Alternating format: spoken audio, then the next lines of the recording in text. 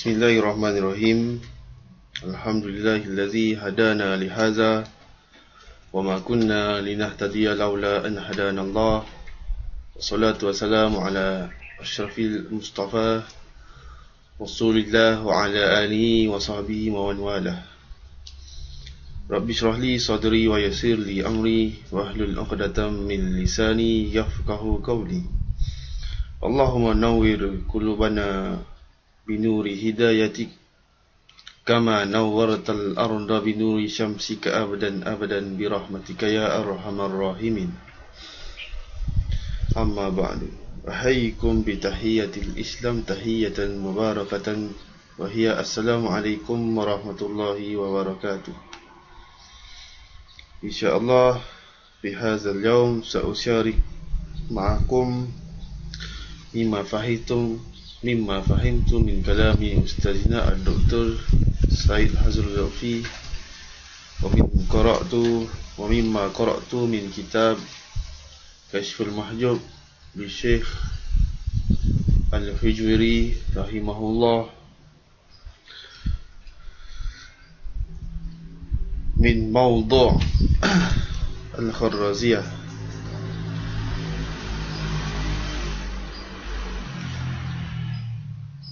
Sebelum itu, saya ingin memperkenalkan nama saya Muhammad Alauddin bin Hamizan atau dikenali sebagai Alak Johor Al-Ghuzawi, pelajar Usuluddin Counselling semester 7. InsyaAllah dalam subjek tugasan tasawuf perbandingan ini kita akan membicarakan tentang mazhab Al-Kharraziyah. Sebagaimana yang kawan-kawan sedia maklum dan ustaz-ustaz pun telah tahu bahawa Al-Kharraziyah ini merujuk kepada murid-murid ataupun pengikut kepada Abu Sa'id Al-Kharraz, seorang alim besar dalam dunia kesufian. Beliau mempunyai pengaruh besar dalam dunia kesufian. Digelar, dinyatakan dalam kitab Al-Hujwiri ini ialah dunia Al-Tajrid wal-Inqita'. Dia mempunyai karya-karya yang agung seperti kitab Al-Siddiq dan Rasail Al-Kharraz. Dia merupakan orang pertama yang mengemukakan tentang konsep Al-Fana' wal-Baqa'. Bukanlah bermaksud tiada konsep Al-Fana' wal-Baqa' di zaman fi asri Rasulillah was-sahabah wat-tabi'in dan salaf soleh, akan tetapi sekadar dinyatakan bahawa beliau ini yang menjadikan ia satu disiplin dalam ilmu tasawuf hingga jadi satu istilah yang tidak asing dalam dunia kesufian. Okey. Tentang Al-Fana' wal-Baqa' ni, ia bukanlah semata-mata konsep yang berasal daripada pemikiran akal. Dia berasal daripada firman Allah Ta'ala sendiri dalam Quran. Terdapat dua ayat saya petik daripada kitab ni, iaitu dalam firman Allah Ta'ala, wa ma indakum yanfad wa ma indallahi bakin. Apa-apa yang ada pada kamu akan binasa, dan apa yang ada di sisi Allah saja yang akan kekal. Dalam surah An-Nahl ayat 96. Kemudian di dalam firman Allah Ta'ala lagi, bahawa Allah Ta'ala berfirman, kullu man 'alaiha fan wa yabqa wajhu rabbika dzul jalali wal ikram. Terjemahannya, semua yang ada di atasnya itu, iaitu bumi, akan binasa. Wa yabqa, dan kekallah wajah. Ditakwilkan di sini iaitu zat atau nikmat yang memiliki kebesaran dan kemuliaan. Allah Ta'ala sajalah yang mempunyai sifat al-baqa' yang hakiki. Apa-apa selain daripada Allah Ta'ala bersifat sementara dan akan fana di masa saja. Okey, kemudian kita perlu fahami fana' dan baqa' ni dalam sudut istilah literal terlebih dahulu, atau dalam secara tidak asing lagi dalam istilah etimologi. Sebelum kita mendalami istilah ni yang khusus di kalangan di sisi Sadat As-Sufiyah, iaitu ulama-ulama sufi, fana dan baqa' berbeza dari sudut satu, lisan al-ilm, terminologi dan teori ilmunya. Kemudian dari sudut lisan al-hal, pengamalan, penghayatan, pelaksanaannya. Baqa' dari sudut ilmu, teori, lisan al-ilm. Yang pertama, dia ada 3 benda. Pertama, kekal suatu perkara itu pada permulaan kejadiannya fi turafihil awal, dan dalam keadaan tiada. Wa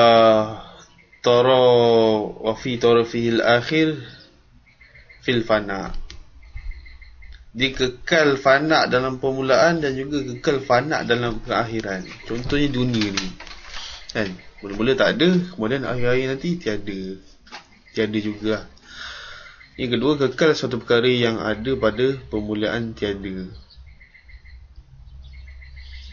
iaitu kemudian ia akan kekal ada, tidak binasa, sebagaimana penciptaan syurga, neraka, penduduk syurga, neraka, hari akhirat itu sendiri, yang mana pada permulaannya benda-benda ni semua tidak ada, belum dijanjikan oleh Allah SWT. Akan tetapi pada akhirnya dia akan kekal selagi mana dikehendaki Allah SWT. Yang ketiga, yang dikatakan baqa' ialah kekal dan sentiasa kekal, iaitu kekalnya al-haq. Al-haq ni diterjemahkan oleh para sufi sebagai Allah SWT, meliputi zat Allah Ta'ala, sifat-sifat Allah Ta'ala yang akan kekal selama-lamanya, kekal daripada mula dan kekal sampai akhir. Dan kita beralih pada baqa' dan fana dari sudut penghayatan, yang dikatakan sebagai lisan al-hal, iaitu sifat sesuatu perkara itu sama ada kekal atau binasa. Ia merujuk kepada makna maknawi, bukan makna fizikal. Bukan maksud benda ni kita nampak saja, tapi benda yang difahami, boleh dita'akul dan boleh difikir. Seperti sifat jahil dalam ilmu, hinama fana'ul jah fala mahalah baqa'ul ilm. Tatkala adanya berlakunya fana, sifat jahil itu, maka baqa' lah sifat ilmu. Adalah sifat ilmu bila mana terhapusnya, hilangnya sifat jahil. Begitu juga sifat maksiat dan ta'at. Bila hilangnya sifat maksiat, maka baqa' lah pada diri manusia tu sifat ta'at, yang mana sifat ta'at tu dia beribadat, berzikir kepada Allah SWT. Akan tetapi di sisi golongan tariqah ini, yang dimaksudkan di sini mungkin ialah tariqah al-Kharraziyah, pengertian fana dan baqa' ni lebih luas daripada itu, ataupun lebih khusus daripada itu, dan bukanlah berkait dengan sudut pengertian dari sudut lisan al-ilm ataupun lisan al-hal sebegini, sebagaimana yang saya sebutkan sebelum ni. Kemudian pandangan sufi tentang konsep fana dan baqa'.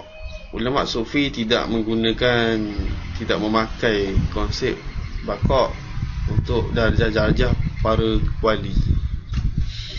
Kerana para wali ni, mereka ni segolongan al-muqarribin, yang mana bebas, seolah mereka ni telah habis daripada latihan yang dikatakan sebagai al-mujahadah, dan kedudukan mereka itu telah mencapai kepada al-murad. Al-murad yang dimaksudkan di sini ialah kehendak Allah SWT. Bukannya al-murad tu diterjemahkan sebagai kehendak makhluk ataupun kehendak diri mereka. Mereka ni tidak menumpukan kepada nak mencapai hal dan maqam sebagaimana yang perlu dilalui oleh para pemula yang di kalangan golongan as-salikin. Mereka ni bebas daripada sifat-sifat mazmumah. Tak perlu lagi lah nak mujahadah, nak bebaskan diri daripada sifat-sifat ataupun afad-afad al-mazmumah ni. Dikatakan di dalam Syafi'i, fa iza faniyal 'abdu an awsafi adrakal baqa'u bitamami. Apabila seorang hamba itu fana dari sifat-sifat yang buruk, maka ketika itu dia baqa' pada al-murad, kehendak Allah Subhanahu Wa Taala. Sebagaimana saya sebutkan tadi, fana daripada sesuatu tidak berlaku melainkan dengan melihat keburukan padanya dan penafian rasa berkehendak padanya. Yalah, fana tu maksudnya, contohnya dia fana daripada sifat-sifat al-mazmumah, fana daripada syahwat-syahwat duniawiyah, tidak ada rasa kecenderungan, kehendak kepada perkara-perkara yang tidak baik sebegitu. Bukanlah yang konsep fana dan baqa' ni dengan terjemahkan sebagai suka atau benci semata-mata. Maksudnya dia mungkin ada satu interpretasi yang lebih, dan sebenarnya benda ni agak menggelirukan saya juga. Mungkin lepas ni kita akan lebih memahami setelah ada perbincangan yang lebih lanjut. Kerana fana tiada padanya isu suka atau benci, dan tiada pada akak isu bergabung atau berpisah. Dalam kitab ni nyatakan bahawa fana tu bukan maksud kita benci pada seorang, kita fana pada orang, ataupun kita suka pada seorang, kita baqa' dengan orang tu. Haza laisa min maksudi. Tak tahu lah. Atas kefahaman ni saya agak keliru sikit lah. Tapi tak apa, kita teruskan dengan slide seterusnya. Okey, kesilapan dalam konsep fana dan baqa'. Sesetengah golongan mengatakan fana itu ialah terhapusnya zat, dan baqa' ialah bergabungnya dengan al-haq, itu Allah SWT ataupun Tuhan. Akibat daripada kekeliruan ini, mereka meninggalkan keperluan-keperluan sebagai manusia seperti makan dan minum, dan mengakibatkan hancurnya jasad mereka. Itu kematian lah. Pada mereka, kematian itu tanda sempurnanya bersifat dengan sifat-sifat al-ilahiyah, uluhiyah. Sebagaimana dalam konsep, dalam ajaran Hinduism dan Buddhism, ada konsep namakan moksha dan juga nirvana, yang mana mereka nak mencapai satu kedudukan yang bergabung dengan seolah bergabung dengan Tuhan, membebaskan kitaran yang digelar sebagai samsara. Mereka meninggalkan hak-hak sebagai manusia, keperluan-keperluan sebagai manusia, hingga akhirnya seolah mereka itu dapat mencapai kedudukan yang lebih daripada manusia-manusia lain. Secara jelas ni, pemahaman dalam benda macam ni dalam Islam adalah mustahil. Wal-iyazubillah. Konsep fana jika dimaksudkan dengan al-fana'ul ain, iaitu zat manusia, hancurnya zat manusia, dan al-kulliyah, keseluruhan zat juzuk manusia, sifat ke jasad ke, maka itu adalah salah. Jika dimaksudkan fana'ul al-wasaf, iaitu sifat-sifat manusia saja, maka itu adalah harus, kan? Konsep ni dipelopori, yang itu konsep salah ni antaranya dipelopori oleh firqah Abdullah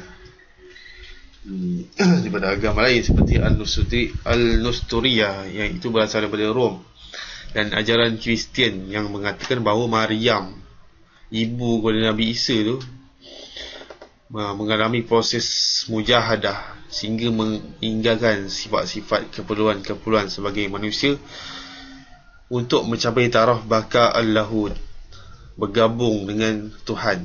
Kalau kita belajar kan ada konsep Trinity, begitulah.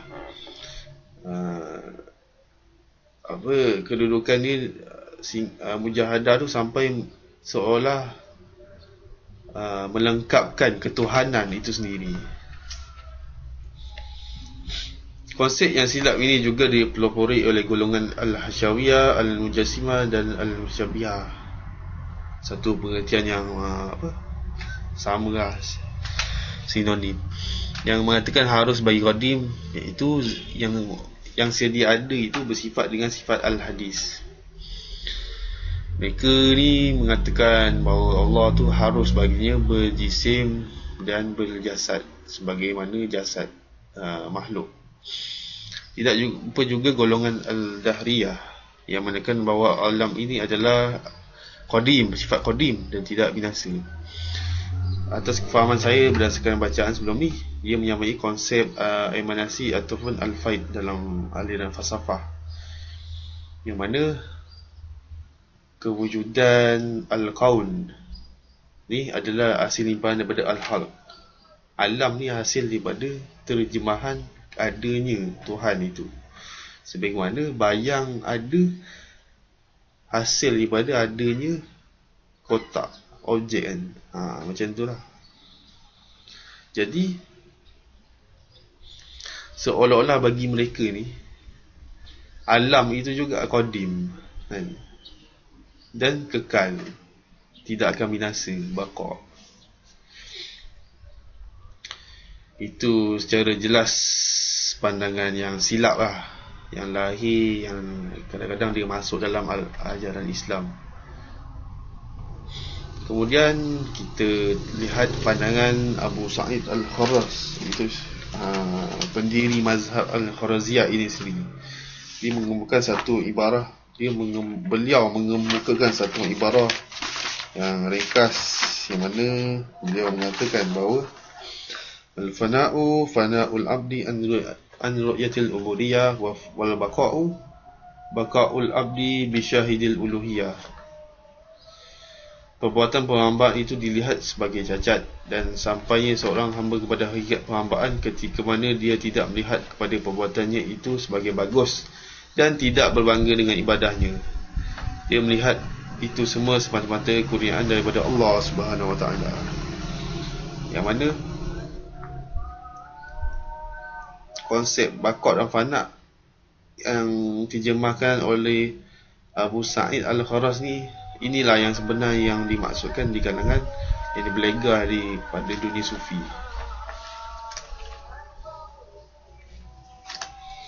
Yang mana konsep fana dan baqa ni seseorang salik ataupun seorang hamba Allah SWT itu menghasilkan satu natijah bahawa beliau ataupun seseorang itu melihat hakikat ubudiyah yang sebenar, tidak melihat ubudiyah tu dengan pandangan bahawa ibadatnya bagus, ibadatnya comel, ibadatnya cantik sebagai, tetapi satu perasaan bahawa ibadah yang dilakukan adalah semata-mata daripada kurniaan Allah SWT, kelebihan daripada Allah SWT, kemuliaan yang Allah beri daripada yang diberikan oleh Allah SWT. Kemudian kesimpulan, perlu mendalami aspek etimologi atau literal dan aspek terminologi atau teori apabila mendalami suatu konsep. Ini sebagaimana dimaklumlah bahawa dalam apa-apa disiplin ilmu pun kita perlu mendalami erti istilah tu daripada sudut akar umbi dia, kata dasar dia dalam bagian ajaran fiqh sendiri, bagian hadis sendiri, supaya kita dapat memahami perkara itu dengan sejelas-jelasnya, bermula daripada asal usulnya. Tak kira apa disiplin ilmu seperti tasawuf ke, fiqh ke, hadis ke, tafsir ke dan sebagainya, atau ilmu-ilmu keduniaan sendiri.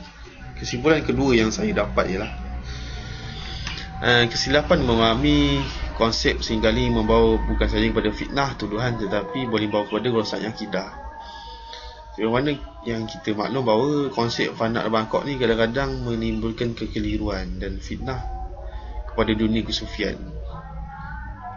Ia berlaku bila seseorang yang membicarakan tentang konsep fana dan bangkok ni bukan dengan pandangan yang sebenar berasal daripada ulama-ulama sufi, tetapi daripada interpretasi ataupun terjemahan pemahaman sendiri. Juga bahaya jika tidak memahaminya ialah membawa kepada kerosakan akidah, sebagaimana yang dinyatakan sebelum ni bahawa ada firqah-firqah, ajaran-ajaran, aliran-aliran yang membawa kepada rosaknya akidah, mengakibatkan bercampurnya antara sifat qadim, sifat hadis, bercampurnya antara hak Allah, hak makhluk. Kemudian yang ketiga yang saya simpulkan, konsep fanat bakot sesuai dibicarakan di lambangan Tasawuf Sufyan.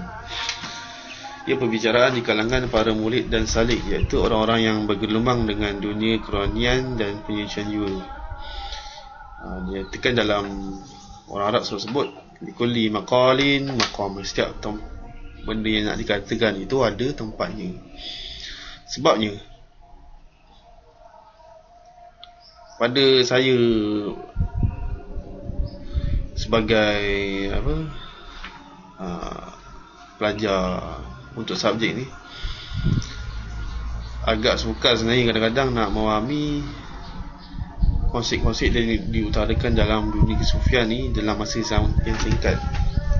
Sebabnya konsep-konsep dan istilah-istilah dalam dunia kesufian ni perlu difahami dengan cara latihan, disertai dengan latihan. Sebab itulah sekalipun kita belajar tasawuf, kita akan mengalami satu kekeliruan dalam memahami istilah-istilah yang berlega dalam dunia kesufian tasawuf ni. Jadi ia diperlukan satu perbicaraan yang lebih mendalam bersama-sama dengan orang-orang yang khusus, khawas dalam aliran-aliran kesufian. Wallahu a'lam bisawab. Wa hadza ma balagha ilmi ma ja'ani wa atlubu minkum al-afwa wal musamaha law wajadtum min kalami akhta. Fa aqulu qawli hadza wa astaghfirullahal azim li wa lakum. Terima kasih kepada para pendengar, Ustaz Dr. Hazrul Lutfi, para sahabat-sahabat, para penonton. Jika ada kesilapan, harap dapat diperbetulkan. Sekian saja, semoga berjaya dalam peperiksaan. Wallahu a'lam. Sekali wallahu a'lam. Assalamualaikum warahmatullahi wabarakatuh.